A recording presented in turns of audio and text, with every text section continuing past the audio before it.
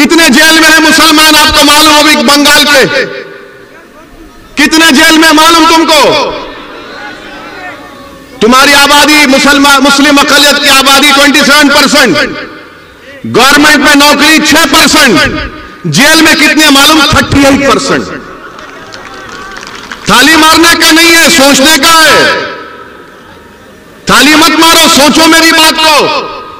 ममता बनर्जी बोलती मैं गद्दार हूं, कांग्रेस लेफ्ट बोलती मैं बी टीम हूं। ठीक है, मैं मान लेता हूं तुम सच हो, मगर ये क्या है फिर? ये बर्बादी की दास्तान किसने की? ये बर्बाद किसने किया मुझे? तुम तो मेरा वोट लेकर चले गए, तुम तो मेरा वोट ले लिए ना, मगर तुमने क्या दिया? मेरे बच्चों को स्कूल दिया? नहीं दिया। कॉलेज में एडमिशन दिया? नहीं दिया। तुमने गवर्नमेंट में नौकरी दी? नहीं दी। तुमने मेरे घर में पानी की लाइन दी? नहीं दी। तुमने मुझे पीने का साफ पानी दिया? नहीं दिया। तुमने मुझे क्या दिया? क्या दिया? तुमने मुझे जेल में डालकर मेरे नौजवानों की जिंदगी को बर्बाद कर दिया। ये पॉइंट है मेरे भाई। इसीलिए असदुद्दीन ओवैसी बंगाल को नहीं आना। मैं आपको सच्चाई से हर चीज बता रहा हूं, आप खुद देख लीजिए। अच्छा, आपको मालूम ये पुलिस के लोग हैं? कितने मुस्लिम सब इंस्पेक्टर है बंगाल में मालूम? कितना तुम्हारा पॉपुलेशन है? 28% पॉपुलेशन है ना।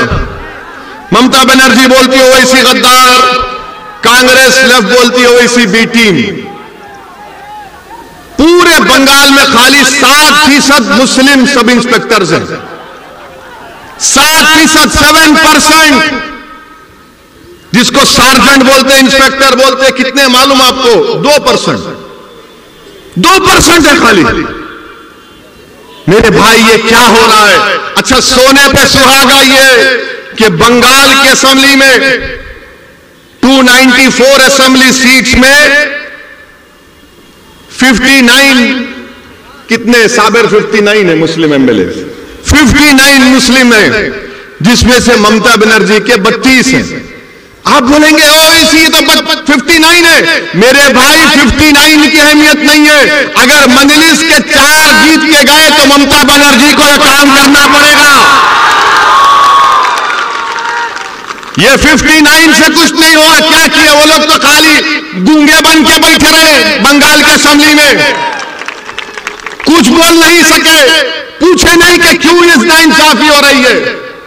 और फिर टीएमसी हमसे बोलती कि हम गद्दार हैं। मैं ममता बनर्जी आपको याद दिला रहा हूं, यहां के जलसे से मैं ममता बनर्जी को याद दिला रहा हूं कि ममता बनर्जी 30 अप्रैल 2002, ये मैं जो कुछ कह रहा हूं ना, मैं चैलेंज कर रहा हूं।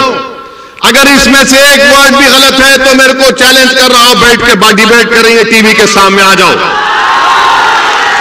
30 अप्रैल 2002 को लोकसभा में डिबेट हुआ गुजरात के फसादात के लिए, जब मेरे वालिद सालारे मिल्लत अलैहिर्रहमा एमपी थे सुल्तान सलाहुद्दीन ओवैसी। लोकसभा में सबने उस मोशन के खिलाफ वोट दिया। ममता बनर्जी, आपने तो मोदी का साथ दिया था 30 अप्रैल 2002 को, और मैं गद्दार हूं, मैं गद्दार हूं। अगर टीएमसी के लोग यहां पर हैं तो जाके तुम्हारी दीदी को सुनाओ। 15 सितंबर 2003, 15 सितंबर 2003 टाइम्स ऑफ इंडिया अखबार की रिपोर्ट है। क्या तारीख? 15 सितंबर 2003। ममता बनर्जी क्या कहती है उसमें? ममता बनर्जी आरएसएस के लोगों से मिलती है और मिलके बोलती है कि आरएसएस के लोग देश प्रेमी हैं, देश प्रेमी हैं। और ममता बनर्जी बोलती है उनको कि अगर तुम 1% मेरा साथ दिए तो मैं बंगाल की पूरे मुकद्दर को चेंज कर दूंगी। ममता बनर्जी, तुमने तो 2003 में आरएसएस से हाथ मिला लिया था और आज तुम असदुद्दीन ओवैसी को गद्दार कहती हो। क्या बात है ये? 2003 का 15 सितंबर 2003 का। अच्छा, फिर ममता बनर्जी 2019 का पार्लियामेंट इलेक्शन हुआ। पार्लियामेंट के चुनाव में आप बताइए कि आपने बीजेपी को वोट दिया?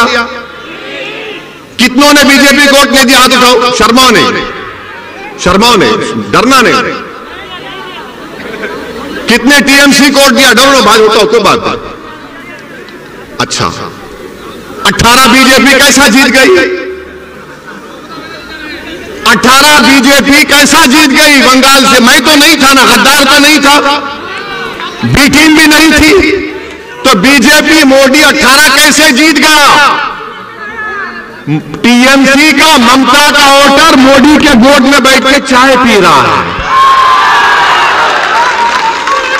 और ममता बनर्जी, टीएमसी, लेफ्ट, कांग्रेस हमको गद्दार, बी टीम क्या क्या गाली देते। अच्छा, फिर रिजल्ट आया तो ममता बनर्जी ने क्या कहा था? मीडिया ने जाकर ममता बनर्जी से क्या पूछा? ए दीदी, बीजेपी इतना जीत गई, क्या मुस्लिम की वजह से हुआ? मीडिया को भी शौक खाली मुसलमान से है। तो ममता बनर्जी ने क्या कहा कि हां, गाय दूध देती है तो कभी गाय लात भी मारती है। कहा था ना? मेरे को जवाब दो, तुम इंसान हो, तुम गाय हो? अगर कोई बंगाल का मुसलमान है, वो इंसान है या गाय है? तुम इंसान हो या गाय हो? जोर से बोलो, तुम इंसान हो या गाय हो? तुम 2 टांग के हो या 4 टांग के हो? तो किसने अख्तियार दिया मुख्यमंत्री को कहने के लिए कि हम 4 टांग की गाय है? किसने दिया, बताओ? अच्छा, फिर मुख्यमंत्री ने क्या कहा? गाय दूध देती है तो हम ले लेते हैं, लात मारती तो कबूल कर लेते हैं। ममता बनर्जी, हम गाय नहीं है, इंसान है, और इंसान को नौकरी की जरूरत है, इंसान को पानी की जरूरत है, इंसान को घर की जरूरत है, इंसान को नौकरी की जरूरत है, इंसान को स्कूल की जरूरत है, इंसान को कॉलेज की जरूरत है। मगर दीदी, आपने क्या किया? आपने तो दूध भी पी लिया, मलाई भी खा ली, मिष्टी दोई भी खा लिए, अब हमारे पास कुछ नहीं बचा है। मैं आपको गाय के रूप में नहीं देखता, मैं आपको इंसान के रूप में देखता हूं। मजलिस इत्तेहादुल मुस्लिमीन तुमको भारत का बावकार इंसान के तौर पर देखती है। मैं तुम्हारे से दूध लेने नहीं आया हूं, मैं तुम्हारा हक दिलाने के लिए आया हूं यहां पर। मैं तुम्हारे को भारत के संविधान में जो आपका जायज मुकाम है उसको दिलाने के लिए आया हूं। मैं इंसान को इंसान के रूप में उसकी इज्जत बहाल करने के लिए आया हूं। टीएमसी आपको जानवर की तरह देखती और असदुद्दीन ओवैसी आपको इंसान के तौर पर देखता है। मेरे अजीज दोस्तों और बुजुर्गों, मैं आपको याद दिलाना चाहता हूं एक तारीखी शख्सियत को। कितने लोग टीटू मार को जानते हैं? टीटू मीर को जानते हैं? कौन था टीटू मीर? कौन था टीटू मीर? टीटू मीर हाफिज कुरान थे। टीटू मीर हाफिज कुरान थे, हज करने गए। जब वापिस आए टीटू मीर, तो जमींदारों ने मुसलमानों पर टैक्स लगा दिया कि जो दाढ़ी छोड़ेगा उस पर टैक्स। तो एक इलाका है नरकल बिराई बोलते ना, नारकल बिराई में टीटू मीर थे। तो टीटू मीर ने कहा कि हम जमींदारों को दाढ़ी छोड़ने पर टैक्स नहीं देंगे। तो टीटू मीर ने एक किला बनाया जिसको बंसर कला बोलते हैं, बंसर कल्ला बोलते हैं। टीटू मीर ने बनाया और टीटू मीर ने उन जमींदारों और अंग्रेजों के खिलाफ जिहाद किया था ना।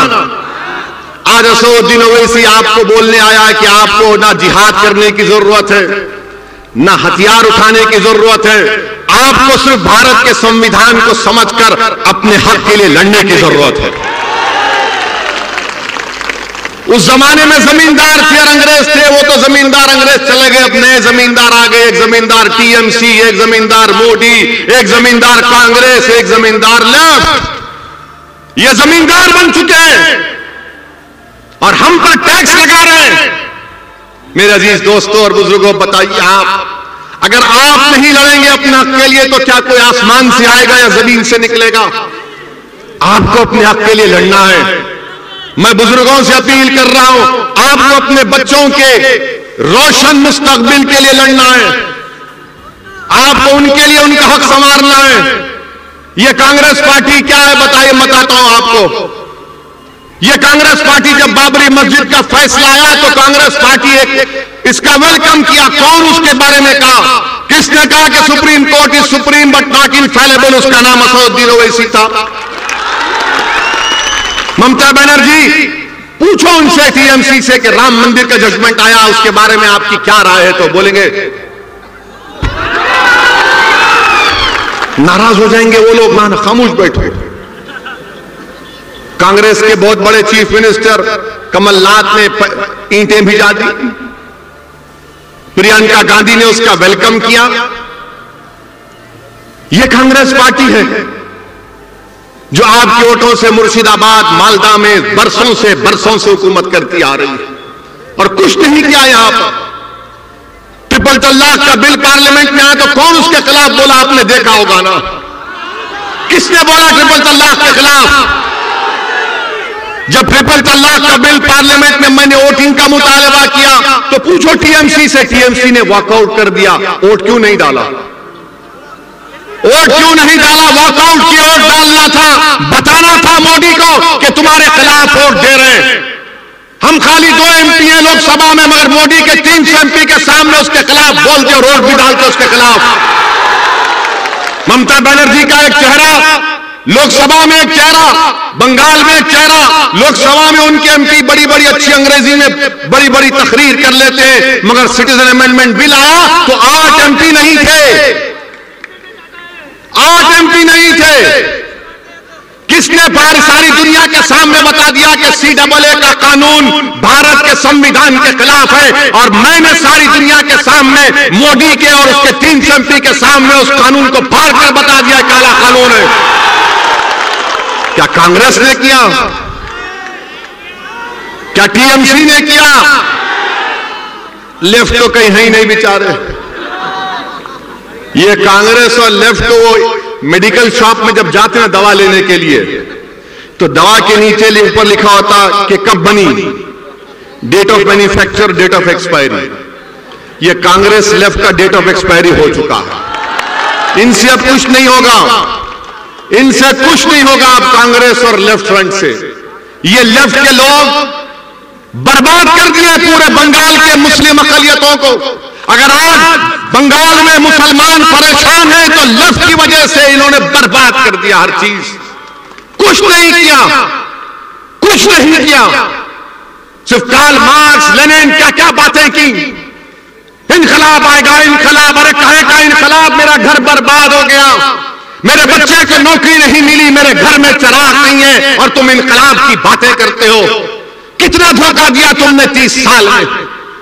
मेरे भाई याद रखो, मेरी जिंदगी कब तक है अल्लाह जानता है, मगर मैं आपसे कह रहा हूं जब तक आप सियासी तौर पर मुत्तहिद नहीं होंगे, जब तक आप सिर्फ वोट डालने वाले के साथ साथ वोट लेने वाले नहीं बनेंगे, आपके मसाइल नहीं हल होंगे, आपके प्रॉब्लम्स नहीं सॉल्व होंगे, आपके प्रॉब्लम्स नहीं सॉल्व होने वाले। मेरी बात को याद रखो। आप हो सकता है कि किसी को मेरी बात गलत दिख रही होगी, मगर आपके प्रॉब्लम नहीं सॉल्व होंगे, आपके मुश्किलात का खात्मा नहीं होगा, आपके बच्चे जेलों में सड़ते रहेंगे, उनकी जवानी बर्बाद हो जाएगी, हमको गवर्नमेंट में नौकरियां नहीं मिलेंगी।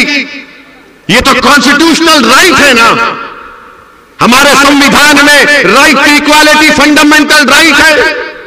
हमारे कॉन्स्टिट्यूशन में liberty, equality, fraternity, justice Baba Saheb Ambedkar ने प्रियम्बल में लिखी। तो बताओ क्या कांग्रेस ने किया, क्या लेफ्ट ने किया, क्या ममता ने किया, क्या मोदी कर रहे? कोई नहीं कर रहा है।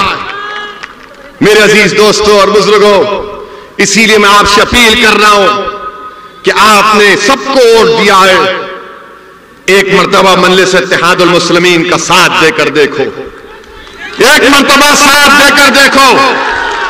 मैं आपसे वादा कर रहा हूं कि इंशाअल्लाह ताला जो काम 70 साल में नहीं हुए, वो काम हम इंशाअल्लाह ताला 5 साल में करवा के आपको दिखाएंगे इंशाअल्लाह। मेरी ये कोशिश है, मेरे मजलिस के साथियों की कोशिश है, आपकी दुआओं का मैं मोहताज हूं, आपके दुआओं का मोहताज हूं सिर्फ मैं। आप सिर्फ दुआ करो हमारे लिए, हम अपनी कोशिश और जुस्तजू और कुर्बानियों को जारी रखेंगे। और जहां तक सवाल है नरेंद्र मोदी का, माशाअल्लाह क्या बोल सकते। बांग्लादेश नरेंद्र मोदी गए, कल जाकर बोल दिया, कल जाकर नरेंद्र हमारे प्रधानमंत्री ने कहा कि मैंने भी सत्याग्रह किया था बांग्लादेश में। क्या बात है, देखो हमको नहीं मालूम था प्राइम मिनिस्टर कि आपने सत्याग्रह किया था। जो आपके बारे में किताब लिखे उसमें तो कहीं नहीं मिला कि आपने बांग्लादेश के लिए सत्याग्रह किया था, मगर मोदी जी बोल दिए। मगर मोदी जी, अगर आपने बांग्लादेश के लिए सत्याग्रह किया तो मुर्शिदाबाद के बसने वाले मुस्लिम अक़लियत को आप बांग्लादेशी क्यों बोलते हैं? बोलते हैं ना, दीमक भी बोलते हैं। मगर बांग्लादेश को बनाने के लिए आपने सत्याग्रह किया तो हमको क्यों गाली दे रहे? फिर आप हैदराबाद में बल्दिया का इलेक्शन हुआ तो बीजेपी बोली हैदराबाद में ओवैसी के कॉन्स्टिट्यूंसी में बांग्लादेशी है। वो बांग्लादेशी नहीं थे, वो बंगाल के सोने का कारस्कोप का काम करने वाले काबिल लोग बसते मेरी कॉन्स्टिट्यूंसी में, उनको बांग्लादेशी बोल दिए। CAA का कानून नरेंद्र मोदी लाए। CAA का कानून आसाम में मोदी CAA की बात नहीं कर रहे, मोदी और अमित शाह बंगाल में, यहां पर असेंबली इलेक्शन में CAA की बात कर रहे। आसाम में नहीं कर रहे, हम यहां कर रहे हैं। मैं आपको बता रहा हूं, ममता बनर्जी की TMC पार्टी, चीफ मिनिस्टर की पार्टी बीजेपी को नहीं रोक पाई तो कैसे CAA को रोक पाएगी? कैसे रोक पाएगी CAA को? यह आपको सोचना है मेरे अजीज दोस्तों और बुजुर्गों। नरेंद्र मोदी जब से भारत के वजीर आजम बने उस वक्त से पहली तकरीर नरेंद्र मोदी ने की और क्या कहा कि हमको सत्ता मिली 1200 साल की गुलामी के बाद। नरेंद्र मोदी जी, इस मुल्क में गुलामी तो अंग्रेजों ने की 200-250 साल की, मगर 1200 साल की गुलामी क्या है? क्या सिराजुद्दौला भी गद्दार थे? मोदी जी बताओ आप, क्या सिराजुद्दौला जो जंग लड़े अंग्रेजों के खिलाफ, क्या थे वो? मेरे अजीज दोस्तों और बुजुर्गों, ये बीजेपी का असली चेहरा है। पूरे मुल्क में इतनी नफरत बीजेपी भर दी कि एक बच्चा जिसका नाम मुसलमान है वो किसी मंदिर में जाकर पानी पीता है तो उसको पीटा जाता है, मारा जाता है। बताइए आप, अगर कोई गोश्त रखता है तो उसको मार दिया जाता है, नफरत फैला दी। कोई अगर मुसलमान है तो उसको कहा जाता जिहादी है, कोई ट्राइबल है तो नक्सल कहा जाता है, कोई सेकुलर थिंकर है तो उसको एंटी नेशनल कहा जाता है। मेरे अजीज दोस्तों और बुजुर्गों, ये रात लंबी होने वाली है। मैं बार बार कह रहा हूं, ये रात बड़ी लंबी होने वाली है, याद रखो। अगर तुम इन तमाम सियासी पार्टियों पर भरोसा करोगे तो याद रखो नुकसान उठाओगे।